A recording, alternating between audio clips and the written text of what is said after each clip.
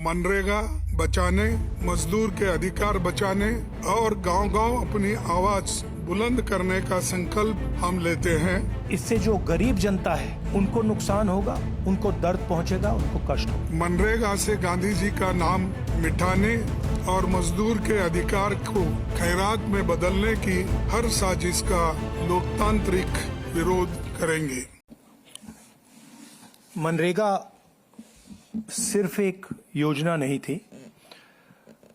MNREGA rights based concept था। मनरेगा से देश में करोड़ों लोगों को एक मिनिमम वेज मिलती थी, जिसके नीचे जब मनरेगा चालू होता था तो उसी लेवल पर उनको मिनिमम वेज मिल जाती थी। और मनरेगा जो हमारा थर्ड टियर है, पंचायती राज का जो टियर है, उसमें directly political participation, finance, support का एक साधन था, मेथड था। तो ये डायरेक्ट राइट्स बेस्ड का जो कॉन्सेप्ट है उस पर आक्रमण है। दूसरी बात, जो फेडरल स्ट्रक्चर है, स्टेट्स का जो स्ट्रक्चर है, उस पे भी ये आक्रमण है।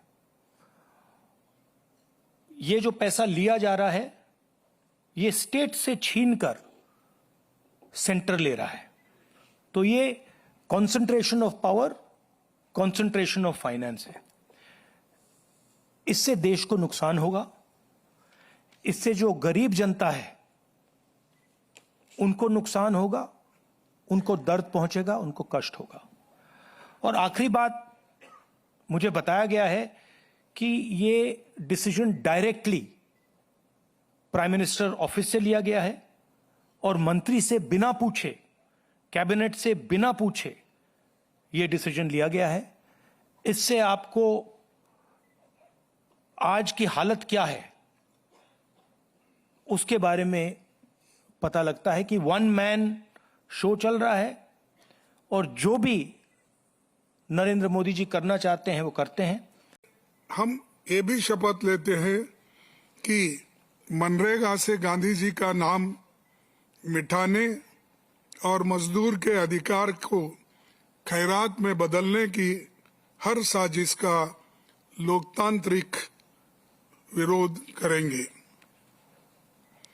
संविधान और लोकतंत्र पर भरोसा रखते हुए हम मनरेगा बचाने, मजदूर के अधिकार बचाने और गांव-गांव अपनी आवाज बुलंद करने का संकल्प हम लेते हैं। इसी के साथ हमने जय संविधान, जय हिंद का नारा लगाते हुए इसको हम सभी ने स्वीकार किया। आपको मालूम है कि लोकसभा में हमारे नेता राहुल गांधी जी मनरेगा पर पहले बहुत बार आवाज उठाई थी।